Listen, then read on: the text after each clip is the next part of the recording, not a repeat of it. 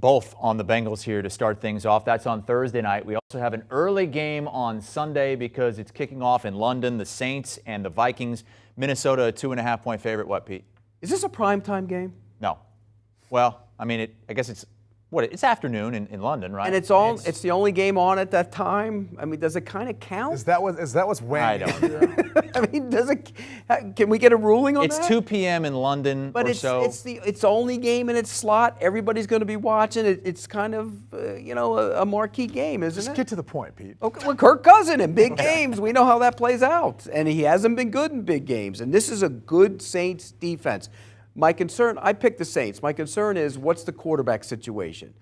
Winston didn't practice. They said it was a rest day. He's got a bad back too.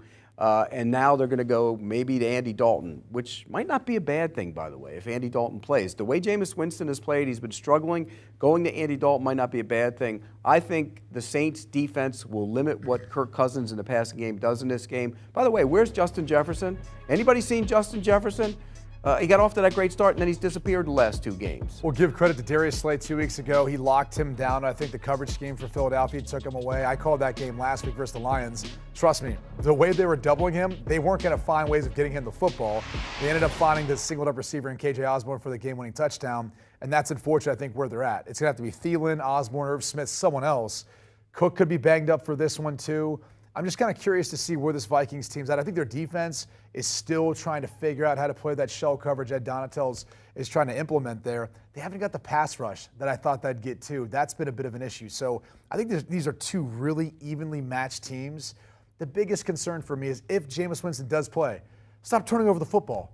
Like, that was his whole issue coming out from college. That's been his issue when he was at Tampa. That's why he was a backup with the Saints. We thought he got out of his system, and it's reared its ugly head again. So if he can stop turning over the football, I think the Saints win this game. They don't even need the 2.5 points, but I'll take the 2.5 points. By the way, you mentioned the doubles for Justin Jefferson. Isn't that the next step to be the truly great receiver, is handling the double and dealing with the double? That's part of it, but I also think there has to be an element of, first year installing an offense that's going to be different from what, Kirk Cousins had under Gary Kubiak, and Kevin Stefanski, some of that other coaching tree.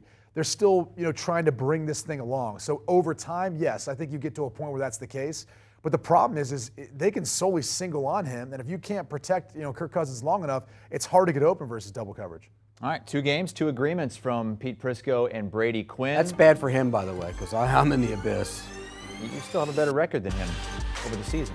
Yeah, well, we're both losers, as it looks like. Brady does add the overs in both those games as well. Over 47 in the Thursday game, over 44 in the early morning Sunday London game. It is now time for Pete Prisco's Spinning Top. Do you want a sports network that delivers everything that matters about the game? The highlights, the picks, the instant analysis, no yelling, no fake debates, no politics. Hit the subscribe button and never miss a moment.